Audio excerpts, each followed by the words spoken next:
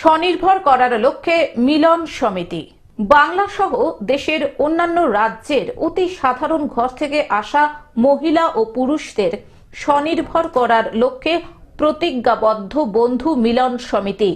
এমনটাই জানালেন এই সমিতির প্রতিষ্ঠাতা এবং চেয়ারম্যান বাবলু সামন্ত। তিনি আরো জানান যে ইতিমধ্যে দেশের অন্যতম উচ্চ পর্যায়ের তরফ থেকে তাদের এই কাজের পরিকল্পনাকে স্বীকৃতি জানানো হয়েছে। বর্তমানে তার মূল লক্ষ্য তাদের এই পরিষেবা দেশের বিভিন্ন প্রান্তে ছড়িয়ে দেওয়া। সমিতির প্রত্যেক সদস্য যাতে যথাযথভাবে প্রতিষ্ঠিত হতে পারে সেই বিষয়ে এই প্রতিষ্ঠান অঙ্গীকারবদ্ধ। নানাভাবে আমাদের এডুকেশন দিয়ে আমরা বদনাম করতে পারি, যার জন্য আপনারা কেউ চিন্তা না করে যে যার কাজ সুষ্ঠুভাবে করবে, কেউ কোনোদিন গলত কাজ করতে যাবেন না।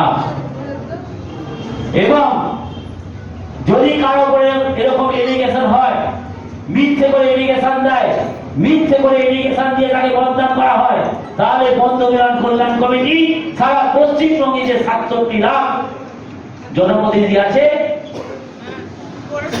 আন্দোলন ছেড়ে দেবে। অতএব আমার মা বোনদের কাজে কেউ কোনোদিন বিপত্তি না নিয়ে আসে এবং কেউ কোনোদিন না এই বন্ধু মিলন কল্যাণ কমিটির এতটুকু বদনাম করতে না পারে।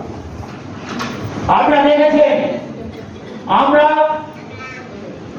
মহালয়ার পর থেকে প্রায় ৩৫টা আমি জনসভা করেছি।